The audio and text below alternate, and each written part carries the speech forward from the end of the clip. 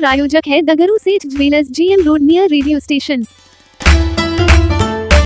दरभंगा के मिथिला विश्वविद्यालय के जुबली हॉल में user awareness on INFLIBNET and IRINS services पर एक दिवसीय कार्यशाला का किया गया आयोजन। मिल्लत कॉलेज दरभंगा और MKS कॉलेज चंदौना के IQAC के संयुक्त तत्वाधान में user awareness on INFLIBNET and IRINS services विषय पर एक दिवसीय कार्यशाला का आयोजन किया गया। इस कार्यशाला का शुभारंभ दीप प्रज्वलन और विश्वविद्यालय कुलगीत के साथ किया गया। स्वागत व्याख्यान देते हुए प्राचार्य तथा कार्यक्रम के अध्यक्ष एवं समन्वयक डॉक्टर सिद्धार्थ शंकर सिंह ने गायत्री मंत्रोच्चार के साथ ही इन्फ्लिवनेट का स्वरूप बदल गया है, इसका व्यापक स्वरूप है, इसकी उपयोगिता तकनीक के विभिन्न आयामों के माध्यम से शोध कार्य में किया जा सकता है। वर्तमान समय में शोध को एक नया आयाम देने के लिए इन्फ्लिवनेट एवं IRINS की महती भूमिका है। इसके अलावा उन्होंने कई बातों की चर्चा की। तो वहीं इस संबंध में साइंटिस्ट इन्फ्लिवनेट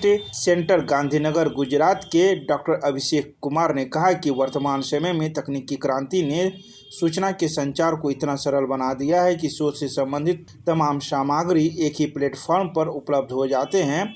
उन्होंने ONOS की भूमिका के संदर्भ में विस्तृत सूचना साझा की तथा कंटेक्ट एवं लर्निंग के बारे में विस्तार से बताया। ये एक वर्कशॉप है यूजर अवेयरनेस प्रोग्राम, जो कि UGC का इंटर यूनिवर्सिटी सेंटर है, इन्फ्लिवनेट सेंटर अहमदाबाद में। वहाँ अब हम लोग इस तरह के प्रोग्राम पूरे कंट्री में अलग अलग एरिया में करा रहे हैं, जिसमें कि आज हमारा यहाँ मिथिला यूनिवर्सिटी में है, जो कि कोलैबोरेशन विद MKM कॉलेज और मिल्लत कॉलेज के थ्रू हो रहा है। ये बेसिकली जो हमारे कंट्री में स्कॉलर्स हैं उनके रिसर्च रिलेटेड जो भी हमारा सपोर्ट सिस्टम है, फॉर एग्जांपल हमारे बहुत सारे सर्विस है जो कि हम लोग रिसर्च से ओरिएंटेड है, जैसे शोध गंगा है जिसमें फुल टेक्स्ट थीसिस मिलता है लोगों को, शोध चक्र है जो कि इकोसिस्टम है रिसर्च स्कॉलर्स के लिए, कि कोई भी स्कॉलर उसमें सारा डिटेल जान सकता है, उसको रिसोर्स मिलेगा। इस तरह से बहुत सारे एक्टिविटी जो कि रिसर्च से रिलेटेड है।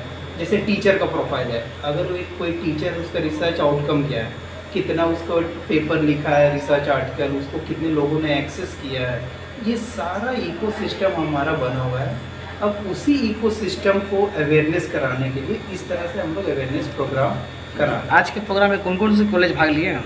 अभी यहाँ के प्रोग्राम में इधर साइड के मीन्स दरभंगा के जो भी यूनिवर्सिटी के हैं वो कॉलेज और यूनिवर्सिटी सारे अलग अलग पार्टिसिपेट के हैं। लगभग 350 पार्टिसिपेंट है जो कि अलग अलग कॉलेज और यूनिवर्सिटी से आए हुए हैं। कितने दिनों का ये प्रोग्राम है? ये एक दिन का अवेयरनेस प्रोग्राम है। ये सभी कॉलेजों के लिए होगा या फिर ये सभी कॉलेजेस के लिए? इसमें एक इम्पॉर्टेंट हमारा है वन नेशन वन सब्सक्रिप्शन, जो कि 6000 करोड़ का प्रोजेक्ट है और ये 3 इयर्स के लिए है फेज़ 1 में, जिसमें कि 6500 गवर्नमेंट इंस्टीट्यूशंस एलिजिबल हैं और उनको हम लोग 13000 से ज़्यादा जर्नल्स देते हैं।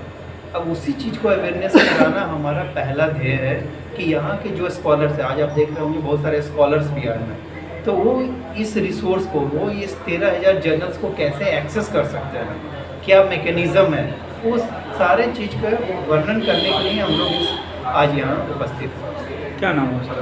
Doctor Abhishek Kumar, scientist computer science, INFLIBNET centre.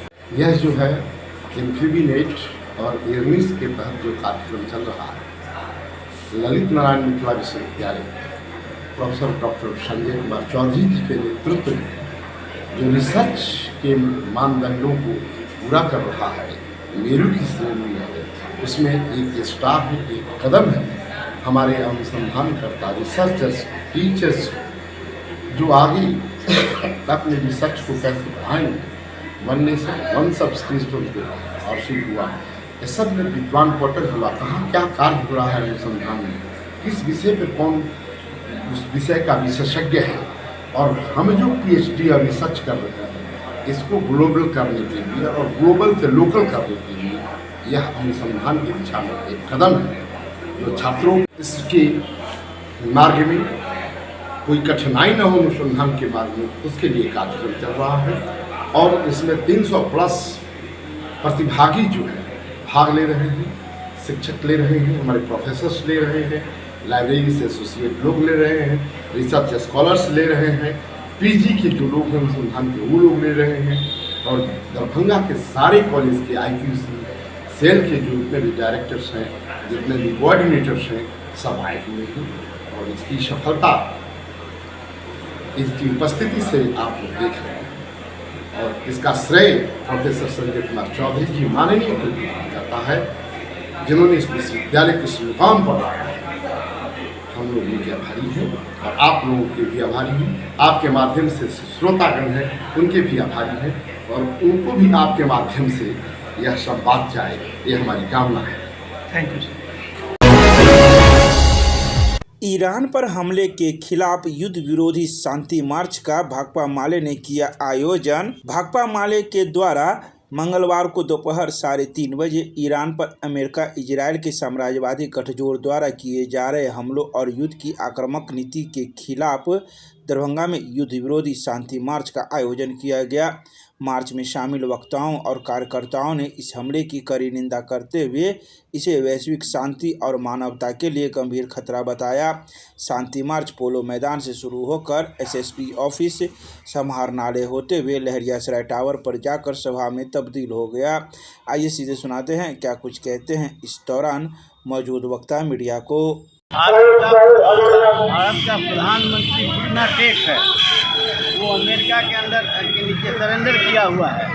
इसको मालूम है कि हमको इतने तरह के जो F-35 से लेकर के जितना देश को टूटा कमज़ोर किया है, दुनिया के सामने इसकी कहीं औकात और हैसियत नहीं है। अमेरिका के कहने पर इसको युद्ध बंद करना पड़ता है। युद्ध के अमेरिका कहता है जिसे तेल लेना है उसको लेना है, और दुनिया के बीच में आतंक का माहौल बनाए हुए है। और ये प्रधानमंत्री, भारत के प्रधानमंत्री के कारण दुनिया में अशांति फैली हुई है। युद्ध हो रहा है और ये तमाशा दे रहा है, और भीतर भीतर अमेरिका के मदद कर रहा है। हम आज के माध्यम से, शांति मार्च के माध्यम से भारत सरकार को कहना चाहते हैं कि ये सरेंडर करना छोड़े। ऐसे कमजोर प्रधानमंत्री अपना आज अपनी नीतियों में जो भारत सरकार की विदेश नीति है जिसको फजीहत हो रही है, दुनिया के अंदर लोग हंसता है, देश के सम्मानी का स्वाभिमानी व्यक्ति को शर्मिंदगी महसूस हो रहा है। इस युद्ध को बंद होना चाहिए और बिना विलम्ब अमेरिका और इजराइल इस युद्ध को ख़त्म करे और शांति बहाल करने की पहल करे। आज के रैली से यही हमारा संदेश है। उमेश राय, प्रदेश महासचिव RJP बिहार। अमेरिका इजराइल के जरिए ईरान पर हमला किया जा रहा है। ईरान के सबसे बड़े नेता खामेनी की हत्या कर दी गई। वहाँ पर 600 बच्चियों की स्कूलों पर बम्बार्डमेंट करके हत्या कर दी गई। नागरिक ठिकानों पर वहाँ हमले किए जा रहे हैं और इस तरह एक भीषण युद्ध चलाया जा रहा है। हम लोग आज भाकपा माले की ओर से एक मार्च निकाल करके कहने के लिए आए हैं कि ये युद्ध को रोका जाना चाहिए, शांति स्थापित किया जाना चाहिए। जो भी मामला है बैठ करके इस सवाल पर बातचीत हो सकती है, लेकिन आज अमेरिका पूरी दुनिया के लिए खतरा बना हुआ है। वह किसी को नहीं गुजारता, हर जगह तानाशाही दिखला रहा है। हम लोगों ने देखा कि वेनेजुएला के राष्ट्रपति को उसकी पत्नी सहित रातों रात गिरफ्तार करके अमेरिका में ले आया गया। इसलिए आज पूरा दुनिया अमेरिका से खफा है, अमेरिका के खिलाफ है। पूरे दुनिया की जनता अमेरिका पर लगाम लगाना चाहती है और हमारे देश के जो प्रधानमंत्री हैं, हमारे देश के जो भाजपा की सरकार है, वो सरकार आज अमेरिका के साथ है। हम देख रहे हैं कि भारत ने एक सामरिक खेल का आयोजन किया था, दोस्ताना खेल का आयोजन किया था। उस खेल में ईरान से भी एक बड़ा जहाज़ आया था और जब खेल समाप्त हो गया उसी समय युद्ध की घोषणा हो गई। वह जहाज़ वहाँ रुका रहा, वह भारत का मेहमान था। वह जहाज़ में करीब 150 सैनिक थे, वह भारत का मेहमान था। उन मेहमानों को अमेरिका ने पनडुब्बी के जरिए उसको मारा और पानी में डुबा दिया और इस तरह बड़े पैमाने पर सैनिकों की हत्या की गई। हमारे देश के प्रधानमंत्री ने इस सवाल पर कुछ नहीं कहा, चुप रह गया। यह बड़े दुख की बात है। बिहार भाजपा प्रदेश अध्यक्ष सह दरभंगा नगर विधायक की उपस्थिति में एलिवेटेड कॉरिडोर एवं निर्माणाधीन 6 आरओबी की प्रगति की हुई समीक्षा। लोहिया चौक से पंडासराय आरओबी में जुड़ेगा एलिवेटेड कॉरिडोर। दरभंगा शहर की बड़ी समस्या सड़क जाम को दूर करने के लिए एलिवेटेड कॉरिडोर और निर्माणाधीन आरओबी के निर्माण कार्य में तेजी आएगी। यह जानकारी बिहार भाजपा के प्रदेश अध्यक्ष सह दरभंगा नगर विधायक संजय सरावगी ने मंगलवार की शाम 5 बजे प्रेस रिलीज जारी कर दरभंगा के मीडिया को दी है। इस संदर्भ में पटना में उद्योग सह पथ निर्माण विभाग के मंत्री दिलीप जायसवाल की अध्यक्षता में बैठक हुई, जिसमें पथ निर्माण विभाग के अपर मुख्य सचिव पंकज पाल सहित पुल निर्माण विभाग के वरीय अधिकारी भी मौजूद थे। तो वहीं नगर विधायक ने बताया कि बैठक में 1868 करोड़ रुपए की लागत से स्वीकृत दरभंगा रेलवे स्टेशन से आमस दरभंगा एक्सप्रेसवे तक तथा कर्पूरी चौक से एकमी चौक तक के मार्ग के अपग्रेडेशन एवं एलिवेटेड कॉरिडोर निर्माण को लेकर विशेष चर्चा की गई। अब एलिवेटेड कॉरिडोर लोहिया चौक होते हुए पंडासराय में बन रहे आरओबी से भी जुड़ेगा। बैठक में इस पर सहमति बनी है। उन्होंने कहा कि शीघ्र ही एलिवेटेड कॉरिडोर निर्माण की प्रगति जमीनी स्तर पर आमजन को दिखाई देने लगेगी। इस परियोजना के पूर्ण होने से शहर में यातायात की बड़ी समस्या काफ़ी हद तक समाप्त हो जाएगी तथा लोगों को सुगम आवागमन के साथ तेज कनेक्टिविटी की सुविधा प्राप्त होगी। दरभंगा जंक्शन पर बंद पड़ा आईआरसीटीसी का एक्सप्रेस फूड प्लाजा, यात्रियों को हो रही है परेशानी। दरभंगा रेलवे जंक्शन के प्लेटफॉर्म नंबर 1 पर यात्रियों को स्वच्छ और बेहतर खान पान की सुविधा उपलब्ध करवाने के उद्देश्य से स्थापित आईआरसीटीसी का एक्सप्रेस फूड प्लाजा पिछले कुछ दिनों से आवंटन के अभाव में बंद पड़ा है। तो वहीं इस स्टेशन से आने जाने वाले दूरगामी हजारों यात्रियों को भोजन एवं नाश्ते की व्यवस्था में काफ़ी कठिनाइयों का सामना करना पड़ रहा है।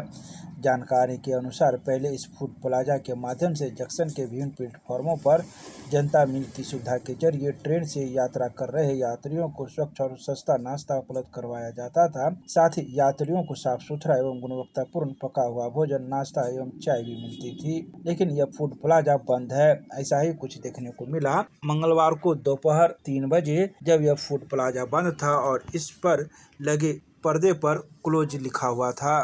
तो वहीं फूड प्लाजा के संचालक की आवंटन अवधि समाप्त हो चुकी है और अब तक नए संचालक का आवंटन नहीं हो पाया है। इसी कारण से यह सुविधा बंद पड़ी है।